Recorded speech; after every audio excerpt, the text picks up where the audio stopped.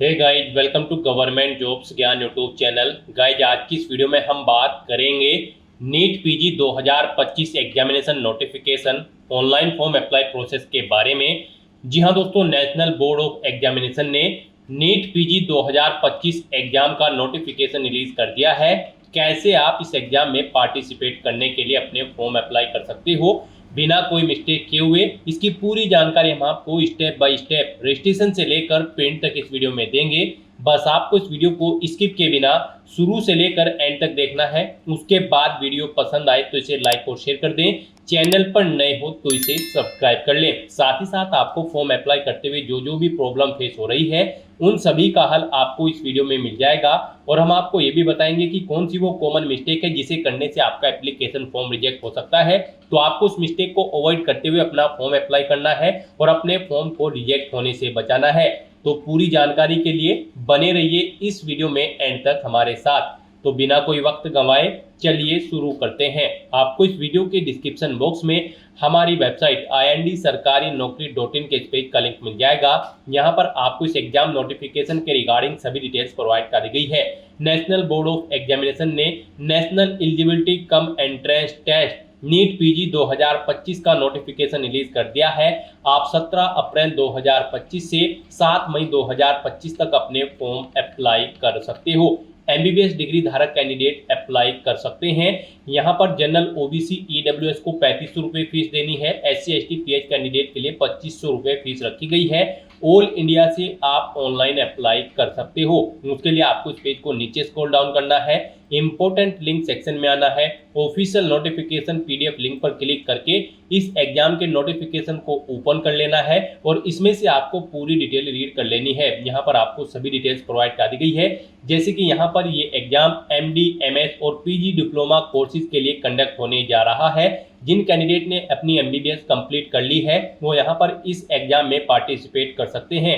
यहाँ पर आपको सभी डिटेल्स प्रोवाइड कर दी गई है, जैसे कि कब से कब तक आप अप्लाई कर सकते हो, कैसे अप्लाई कर सकते हो, क्या आपका एलिजिबिलिटी क्राइटेरिया होना चाहिए। पूरी जानकारी आपको यहाँ पर दे दी गई है। आप सभी डिटेल्स केयरफुली रीड करें, उसके बाद आप अपने फॉर्म अप्लाई कर लें। फॉर्म अप्लाई करने के लिए भी आपको हमारी वेबसाइट के इसी पेज पर ही अप्लाई ऑनलाइन का लिंक दिया गया है। जैसे ही आप इस लिंक पर क्लिक करेंगे तो आपके सामने यहाँ पर नेशनल बोर्ड ऑफ एग्जामिनेशन का ये ऑफिशियल पोर्टल ओपन होगा। गाइस, यहाँ पर अगर आपने पहले से रजिस्ट्रेशन कर रखा है तो यहाँ पर आपको लॉगिन का ये ऑप्शन दिया गया है। आपको लॉगिन के इस लिंक पर क्लिक करना है। उसके बाद आपके सामने यहाँ पर लॉगिन का इंटरफेस ओपन हो जाएगा। यहाँ पर आकर अगर आपने पहले से रजिस्ट्रेशन कर रखा है तो आपको अपनी यूजर आईडी एंटर करनी है, अपना पासवर्ड आपको एंटर करना है, ये कैप्चा कोड आपको यहाँ पर एंटर करना है और लॉगिन के इस ऑप्शन पर क्लिक करके आपको अपने डैशबोर्ड में लॉगिन कर लेना है और फिर वहां से आपको अपना फॉर्म अप्लाई करना है।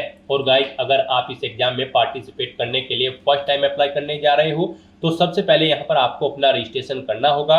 उसके लिए आपको यहाँ पर रजिस्टर का ये लिंक दिया गया है, आप इस लिंक पर क्लिक करें। आपके सामने रजिस्ट्रेशन का फॉर्म ओपन होगा। जैसे ही आप रजिस्टर के इस लिंक पर क्लिक करेंगे तो आपके सामने यहाँ पर कुछ इस तरह से इंटरफेस ओपन होगा। यहाँ पर आपसे पूछा गया है स्टार्टिंग में ही, क्या यहाँ पर आप खुद अपना फॉर्म फिल कर रहे हो या फिर किसी और से आप अपना फॉर्म अप्लाई कर रहे हो। अगर आप खुद अप्लाई कर रहे हो तो yes I am an applicant, और अगर नहीं हो आप खुद तो no I am not the applicant. आप इन ऑप्शन पर अपने अकॉर्डिंग ऑप्शन सेलेक्ट करें। खुद अगर आप अपना फॉर्म भर रहे हो तो yes I am an applicant option पर क्लिक करें, सबमिट के ऑप्शन पर क्लिक करें। उसके बाद यहाँ पर आपके सामने कुछ इस तरह से इंटरफेस ओपन होगा। यहाँ पर आपका रजिस्ट्रेशन का फॉर्म ओपन हो चुका है। यहाँ पर आपको अपनी पर्सनल डिटेल्स देते हुए अपना रजिस्ट्रेशन कंप्लीट कर लेना है। यहाँ पर सबसे पहले आपको अपना नाम एंटर करना है। नाम के स्टार्टिंग में आपको डॉक्टर, मिस्टर, मिसिज नहीं लगाना है। उसके बाद यहाँ पर आपको वही नेम दोबारा से एंटर करके उसे कंफर्म कर लेना है।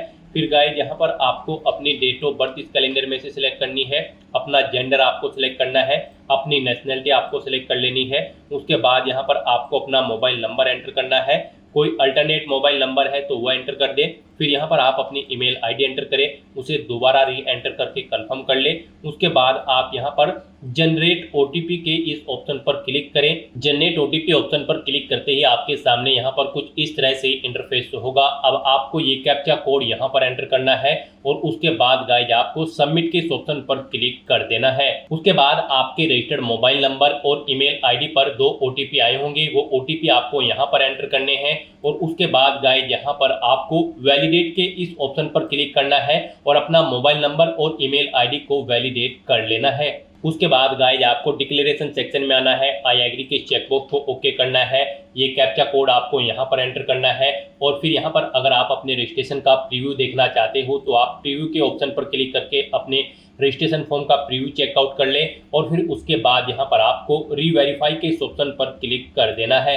उसके बाद आपने रजिस्ट्रेशन में जो डिटेल प्रोवाइड कराई है उनका पूरा प्रीव्यू यहाँ पर आपको शो कर दिया गया है। आपको इनके सामने सभी चेकबॉक्सेस को ओके करना है और फिर आपको सबमिट के इस ऑप्शन पर क्लिक कर देना है। नेक्स्ट आपके सामने कुछ इस तरह से इंटरफेस ओपन होगा। यहाँ पर आपका रजिस्ट्रेशन सक्सेसफुली कंप्लीट हो चुका है। आपको एक एप्लीकेशन आईडी यहाँ पर प्रोवाइड करा दी गई है। ये एप्लीकेशन आईडी और पासवर्ड आपके रजिस्टर्ड मोबाइल नंबर और ईमेल आईडी पर भी सबमिट कर दी गए हैं। आपको इन्हें केयरफुली नोट डाउन करके रख लेना है फ्यूचर यूज के लिए। और यहाँ पर अब आपको अपना फॉर्म अप्लाई करना है। उसके लिए आपको यहाँ पर गो टू एप्लीकेशन के इस ऑप्शन पर क्लिक करना है। यहाँ पर आपका एप्लीकेशन फॉर्म स्टार्ट हो चुका है। कुछ चीजें यहाँ पर आपको आपकी ऑटोमेटिकली फिर मिल जाएगी जो आपने रजिस्ट्रेशन टाइम पे प्रोवाइड कराई थी। बस यहाँ पर अब आपको अपने फादर का नेम एंटर करना है, अपनी मदर का नेम एंटर करना है, अपना रिलीजन आपको यहाँ पर सिलेक्ट कर लेना है, फिर आपको अपनी कैटेगरी यहाँ पर सिलेक्ट कर लेनी है। उसके बाद प्लेस ऑफ बर्थ यहाँ पर आपको देना है। फिर यहाँ पर आपसे पूछा गया है कि क्या आप पर्सन विद बेंचमार्क डिसेबिलिटी यानी कि पीडब्ल्यूडी कैंडिडेट हैं, अगर हैं तो आप यहाँ पर येस ऑप्शन सेलेक्ट करें, ओके करें और फिर गाइस यहाँ पर आप बताएं कि क्या आपको एग्जाम में स्क्राइब की जरूरत पड़ेगी या फिर नहीं। आप अपने अकॉर्डिंग यहाँ पर ऑप्शन सेलेक्ट करें। फिर आपसे पूछा गया कि क्या आप post graduate course arm force medical services institute में एडमिशन लेना चाहते हैं, अगर चाहते हैं तो यस करें, नहीं तो आप यहाँ पर नो ऑप्शन सेलेक्ट करें। उसके बाद यहाँ पर आपको इस पेज को नीचे स्क्रॉल डाउन करना है और फिर यहाँ पर आपको अपनी आइडेंटिफिकेशन की डिटेल देनी है। यहाँ पर आपसे पूछा गया कि क्या आपके पास गवर्नमेंट ऑफ इंडिया से इशू वोटर आईडी कार्ड है, अगर है तो यस करें और फिर यहाँ पर आप अपना वोटर आईडी कार्ड नंबर दें, नहीं है तो नो ऑप्शन सेलेक्ट करें। उसके बाद यहाँ पर आपसे पूछा गया है कि क्या आपके पास गवर्नमेंट ऑफ इंडिया का पैन कार्ड है, अगर है तो यस करें और उसका नंबर दे, नहीं है तो नो ऑप्शन सेलेक्ट करें। उसके बाद यहाँ पर आपसे पूछा गया है कि क्या आपके पास गवर्नमेंट ऑफ इंडिया का ड्राइविंग लाइसेंस है, अगर है तो यस करें और फिर ड्राइविंग लाइसेंस नंबर दे, कब तक वो वैलिड है वो डेट आप सेलेक्ट करें, नहीं है तो आप नो ऑप्शन सेलेक्ट करें। फिर यहाँ पर आपसे पूछा गया है कि क्या आपके पास पासपोर्ट है, अगर है तो यस करें, नहीं तो नो ऑप्शन सेलेक्ट करें। यहाँ पर कम से कम एक आइडेंटिफिकेशन आपके पास होनी जरूरी है, कोई भी एक डॉक्यूमेंट आपके पास होना जरूरी है और उसकी डिटेल यहाँ पर आपको देनी होगी।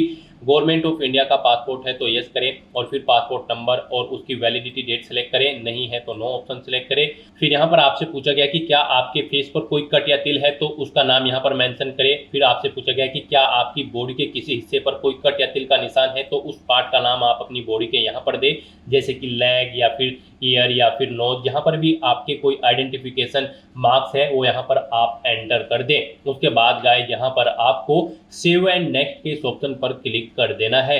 नेक्स्ट यहाँ पर आपको अपनी कम्युनिकेशन डिटेल देनी है। यहाँ पर आपको सबसे पहले अपना कोरोस्पोंडेंस एड्रेस एंटर करना है। यहाँ पर आप अपना एड्रेस एंटर करें, कंट्री सिलेक्ट करें, अपना स्टेट आप यहाँ पर सिलेक्ट करें। उसके बाद यहाँ पर आप अपना डिस्ट्रिक्ट सिलेक्ट करें, फिर अपना पिन कोड दें। उसके बाद यहाँ पर आपको अपना परमानेंट एड्रेस एंटर करना है और अगर आपका परमानेंट एड्रेस आपके कोरोस्पोंडेंस एड्रेस के अकॉर्डिंग सेम है तो यहाँ पर आप इस परमानेंट एड्रेस से मैच कोरोस्पोंडेंस एड्रेस में येस के इस ऑप्शन पर क्लिक कर दें। ऑटोमेटिकली आपका परमानेंट एड्रेस आपके कोरोस्पोंडेंस एड्रेस के अकॉर्डिंग फिल हो जाएगा और उसके बाद गाइस यहाँ पर आपको सेव एंड नेक्स्ट के इस ऑप्शन पर क्लिक कर देना है। नेक्स्ट यहाँ पर आपको अपनी क्वालिफिकेशन की डिटेल देनी है। गाइस यहाँ पर नीट पीजी 2025 एग्जामिनेशन में पार्टिसिपेट करने के लिए आपका एमबीबीएस डिग्री पास आउट होना जरूरी है किसी वेल रिकॉग्नाइज्ड इंस्टीट्यूट से। तो यहाँ पर सबसे पहले आपको बताना है आपने अपनी 10वीं क्लास किस स्टेट से कंप्लीट की है। यहाँ पर आप ऑप्शन सेलेक्ट करें। उसके बाद आपने अपनी 12वीं क्लास किस स्टेट से पास आउट की है वो स्टेट आप सेलेक्ट करें। फिर यहाँ पर आपको अपनी एमबीबीएस की डिटेल देनी है। यहाँ पर आपको कंट्री सेलेक्ट करनी है जिससे आपने अपनी एमबीबीएस कंप्लीट की है, इंडिया या फिर आउटसाइड ऑफ इंडिया जो भी कंट्री है आप यहाँ पर सेलेक्ट करें। उसके बाद यहाँ पर आप स्टेट सेलेक्ट करें। फिर यहाँ पर आपको सिटी देनी है, किस सिटी में आपने अपनी एमबीबीएस कंप्लीट की है, स्टेट सेलेक्ट करने के बाद उसके बाद यहाँ पर आपको यूनिवर्सिटी का नाम सेलेक्ट करना है, उसके बाद यहाँ पर आपको कॉलेज का नाम सेलेक्ट करना है, फिर यहाँ per month and year of passing आपको सेलेक्ट करना है, किस ईयर में आपने अपनी एमबीबीएस कंप्लीट की है। उसके बाद यहाँ पर आपको अपनी इंटर्नशिप की डिटेल देनी है। यहाँ पर आपसे पूछा गया कि क्या आपने एमबीबीएस के बाद इंटर्नशिप कंप्लीट कर ली है, अगर कर ली है तो यहाँ पर आप येस ऑप्शन सेलेक्ट करें। सिटी ऑफ इंटर्नशिप, किस सिटी से इंटर्नशिप की है वो सिटी यहाँ पर आप मेंशन करें। इंटर्नशिप का इंस्टीट्यूट यहाँ पर आप दें, डेट स्टार्टिंग यहाँ पर आप सिलेक्ट करें, कब से आपने अपनी इंटर्नशिप स्टार्ट की थी और कब कंप्लीट हुई है वो डेट आप यहाँ पर सिलेक्ट करें। और अगर आपने कंप्लीट नहीं की है तो यहाँ पर आप नो ऑप्शन सेलेक्ट कर लें। उसके बाद यहाँ पर आपको अपनी मेडिकल काउंसिल रजिस्ट्रेशन की डिटेल देनी है। यहाँ पर आपने मेडिकल काउंसिल रजिस्ट्रेशन का टाइप सेलेक्ट करना है, वो प्रोविजनल है या फिर परमानेंट, आप अपने अकॉर्डिंग ऑप्शन सेलेक्ट करें। फिर मेडिकल काउंसिल रजिस्ट्रेशन नंबर आप यहाँ पर दें, मेडिकल काउंसिल का नाम यहाँ पर आप सेलेक्ट करें। नेक्स्ट यहाँ पर आपको अपनी एमबीबीएस के एग्जामिनेशन की मार्क्स की डिटेल देनी है। गाइस यहाँ पर आकर आपने फर्स्ट प्रोप में कितने % मार्क्स ऑब्टेन किए हैं एमबीबीएस में वो यहाँ पर आप एंटर करें। सेकंड में आपने कितने परसेंटेज मार्क्स ऑब्टेन किए हैं वो परसेंटेज एंटर करें। थर्ड में भी आप यहाँ पर थर्ड प्रोब में आपने कितने मार्क्स परसेंटेज में ऑब्टेन किए हैं वो परसेंटेज यहाँ पर एंटर करें। फिर यहाँ पर आपको अपने तीनों एग्जाम की टोटल कितनी परसेंटेज आपने ऑब्टेन की है वो यहाँ पर आपको एंटर कर देनी है। फिर यहाँ पर आपसे पूछा गया है कि क्या आपको कभी डी रिपोर्ट या फिर रिस्ट्रिक्टेड किया गया है मेडिकल कोर्स के दौरान, अगर किया गया है तो यस करें और फिर उसकी डिटेल दें, नहीं किया गया है तो यहाँ पर आप नो ऑप्शन सेलेक्ट करें। फिर यहाँ पर आपके ऊपर कोई चार्ज या फिर अनफेयर एनबीएमएस या फिर किसी एग्जामिनेशन बॉडी के थ्रू आपके ऊपर कोई चार्ज लगाया गया है, अगर लगाया गया है तो यस करें और फिर उसकी डिटेल दे, नहीं लगाया गया है तो नो ऑप्शन सेलेक्ट करें। फिर यहाँ पर आपसे पूछा गया है कि क्या आप इससे पहले भी नीट पीजी एग्जाम में पार्टिसिपेट किए हैं, अगर किए हैं तो यस करें और अपना रोल नंबर दें लास्ट नीट पीजी का और फिर अपीयरिंग ईयर यहाँ पर आप सेलेक्ट करें। और नहीं आपने पार्टिसिपेट किया है नीट पीजी एग्जाम में इससे पहले तो आपको नो ऑप्शन सेलेक्ट करना है। और उसके बाद गाइस यहाँ पर आपको सेव एंड नेक्स्ट के ऑप्शन पर क्लिक कर देना है। नेक्स्ट यहाँ पर आपको अपनी टेस्ट सिटी सिलेक्ट करनी है। यहाँ पर आप सबसे पहले स्टेट सिलेक्ट करें, उसके बाद यहाँ पर आप सिटी सिलेक्ट करें जिस सिटी में आप एग्जाम में पार्टिसिपेट करना चाहते हैं और उसके बाद गाइस यहाँ पर आप सेव एंड नेक्स्ट के ऑप्शन पर क्लिक कर दें। नेक्स्ट यहाँ पर आपको अपने डॉक्यूमेंट अपलोड करने हैं। यहाँ पर आपको अपना recent passport size photograph capture करना है और अपना फोटो यहाँ पर आपको अपलोड भी करना है। साथ ही साथ यहाँ पर आपको अपने सिग्नेचर अपलोड करने हैं, लेफ्ट थंब इम्प्रेशन और एक वैलिड मेडिकल काउंसिल रजिस्ट्रेशन का सर्टिफिकेट भी आपको यहाँ पर अपलोड करना है। उसके लिए यहाँ पर आपको क्लिक है टू अपलोड के ऑप्शन पर क्लिक करना है। यहाँ पर आपको अपना लाइव फोटो कैप्चर करना है, कैप्चर फोटोग्राफ के ऑप्शन पर क्लिक करें, क्लिक है टू कैप्चर फोटो ऑप्शन पर क्लिक करें और लाइव अपना फोटो यहाँ पर आप कैप्चर कर ले। अपने वेब कैमरा से या फिर मोबाइल फोन से आप अपना लाइव फोटो यहाँ पर कैप्चर कर ले। यहाँ पर आपको गाइडलाइन भी दी गई है, इनके अकॉर्डिंग आपको अपने फोटो यहाँ पर और डॉक्यूमेंट अपलोड करने हैं और साथ साथ यहाँ पर आपको अपना फोटोग्राफ भी अपलोड करना होगा। आप अपलोड फोटोग्राफ के ऑप्शन पर क्लिक करें, drop files here slash browse to upload option पर क्लिक करें, फाइल को सिलेक्ट करें और उसे यहाँ पर आप अपलोड कर दें। फोटो यहाँ पर आपका जेपीजी या फिर जेपीजी फॉर्मेट में होना चाहिए, साइज उसका 50 KB से 80 KB के बीच में होना चाहिए, डायमेंशन उसकी 3.5 सेंटीमीटर इंटू 4.5 सेंटीमीटर होनी चाहिए। तो इस तरह से यहाँ पर आपको 1 बाय 1 करके अपना फोटो और सिग्नेचर अपलोड कर देने हैं।